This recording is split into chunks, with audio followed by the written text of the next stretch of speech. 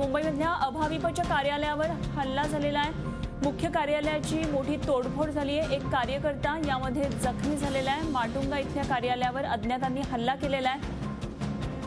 एक महत्त्वाची बातमी, भाजप विरोधात घोषणाबाजी करत हा हल्ला झालेला आहे आणि या हल्ल्यामध्ये फ्रान्सिस डिसूजा हा कार्यकर्ता जखमी झालेला आहे। दुपारी 4 वाजताची ही घटना आपण ही दृश्य बघतोय।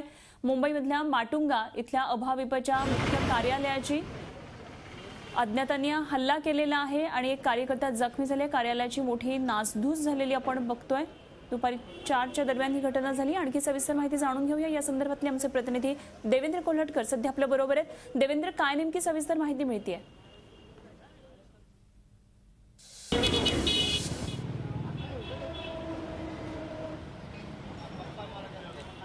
अनुपमा, हैदराबादमधील रोहित वेमुला विद्यार्थी आहे। या विद्यार्थ्याच्या आत्महत्येवरून सध्या वेगवेगळ्या चर्चा ज्या आहेत त्या घडताना आपल्याला पाहायला मिळतात आहे। हैदराबादमधलं हे सगळं प्रकरण आहे, मात्र या प्रकरणाची धग जी आहे ती मुंबईमध्ये आणि देशभरातच पाहायला मिळते। एबीव्हीपी आणि ज्या इतर संघटना आहे यांच्यामध्ये या सगळ्या प्रकरणावरून जो आहे तो वादविवाद सुरू आहे आणि या सगळ्या याच्यामधून एबीव्हीपीचं जे कार्यालय आहे माटुंगा रोड स्थित या कार्यालयावरती जे आहे ती काही 4च्या सुमारास जे आहे 5 ते 6 व्यक्तींनी येऊन हल्ला केलेला आहे। या ठिकाणी आपण बघू शकता हे एबीव्हीपीचं कार्यालय आणि 6 लोक जे आहेत ते या ठिकाणी आले आणि त्यांनी याच्यावरती हल्ला केलेला आहे। यामध्ये एक जो कार्यकर्ता आहे एबीव्हीपीचा तो यामध्ये जखमी झालेला आहे। याच्यापूर्वी बेंगळुरूमध्ये जे एबीव्हीपीचं कार्यालय आहे त्याच्यावरती देखील अशाच पद्धतीने जो आहे तो अटॅक करण्यात आला होता।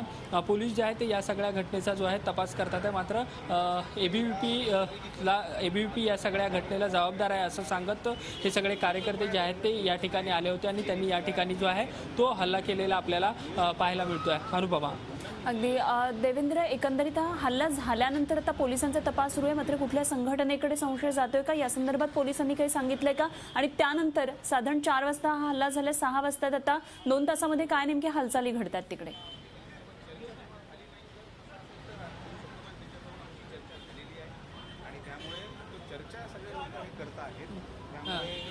ते आता पोलीस जे आहे ते या सगळ्या घटनेचा जो आहे तो तपास पोलिसांनी सुरू केलेला आहे, मात्र हे कुठल्या संघटनेचे कार्यकर्ते होते हे अद्याप समजू शकलेलं नाहीये। कारण 4च्या सुमारास हा हल्ला झाला, 5 ते 6 लोक आलेले आणि कुठल्या संघटनेचे होते काही फलक त्यांच्या हातामध्ये नव्हते, कुठल्याही पद्धतीने त्यांनी घोषणाबाजी केलेली नाहीये, त्यामुळे कुठल्या संघटनेचे हे कार्यकर्ते हे अद्याप समजू शकलेले नाही। मात्र या आसपासच्या परिसरामध्ये असणारे सीसीटीव्ही जे आहेत त्याच्यामध्ये या सगळ्याची पाहणी केली जाते आणि कोण लोक आहेत याचा तपास केला जातोय। अनुपमा, देवेंद्र, धन्यवाद दिलेल्या सविस्तर माहितीविषयी। अपडेट्स आपल्याकडून जाणून घेत राहू। मात्र या क्षणाची ही सध्याची अत्यंत महत्त्वाची बातमी ती म्हणजे मुंबईमध्ये माटुंगा भागामध्ये एबीव्हीपीचं जे कार्यालय आहे, मुख्य कार्यालय आहे हे, तिथे हा हल्ला झालेला आहे। या हल्ल्यामध्ये एक कार्यकर्ता जखमी झाले। दुपारी 4च्या दरम्यान ही घटना घडली होती। यापूर्वी बंगळुरूमधल्या एका एबीव्हीपीच्या कार्यालयावर अशाच प्रकारे हल्ला झाला होता।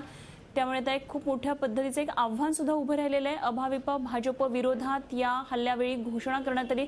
पोलिसांचा शोध सुरू आहे, नेमका कोणी हल्ला केला असावा या संदर्भातला तपास आता सुरुवात झालेली आहे। मुंबईतल्या अभाविपच्या कार्यालयावरचा हा हल्ला, केंद्रीय कार्यालयाची तोडफोड करण्यात आली आहे आणि अज्ञातांनी हा हल्ला केलाय। या हल्ल्याच्या वेळी हे लोक घोषणाबाजी करत होते अशी माहिती मिळते आहे, मात्र पोलिसांचा तपास सुरू आहे। नेमका हल्ला कोणी केला असावा हे अर्थात पडसाद आहे ते हैदराबादमधल्या घटनेचे।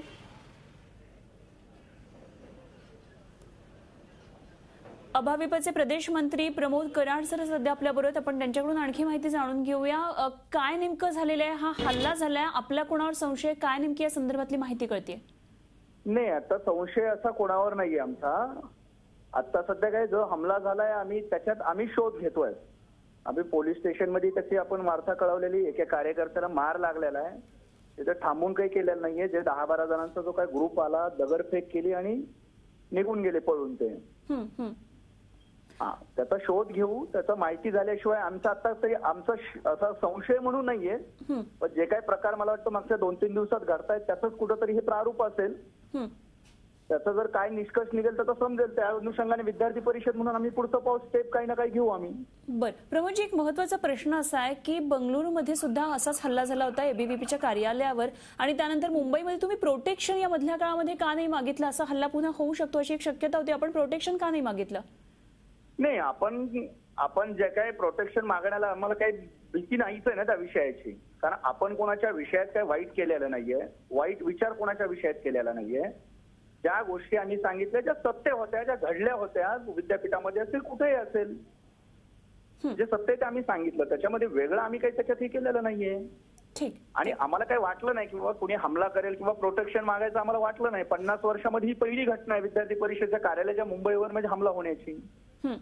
ठीक आहे, धन्यवाद. आपण बोललात त्याबद्दल. प्रदेश मंत्री अभाविपचे प्रमोद कराड आपल्या बरोबर होते. आणि मुंबईमध्ये जे माटुंग्याला कार्यालय अखिल भारतीय विद्यार्थी परिषदेचं, तिथे आज दुपारी 4च्या दरम्यान हल्ला झालेला आपण बघतोय. तिथली दृश्य, एक कार्यकर्ता जखमी झालेला आहे, कार्यालयाचं मोठ्या प्रमाणात नुकसान झालंय, तोडफोड झालेली आहे. संघटनेने सुद्धा कोणावर अजून कुठली संघटना असावी यामध्ये याबाबत अजून कुठलाही संशय व्यक्त केलेला नाहीये. पोलिसांचा सुद्धा याबाबतचा आता पुढचा तपास सुरू आहे. झी 24 तास रहा एक पाऊल पुढे.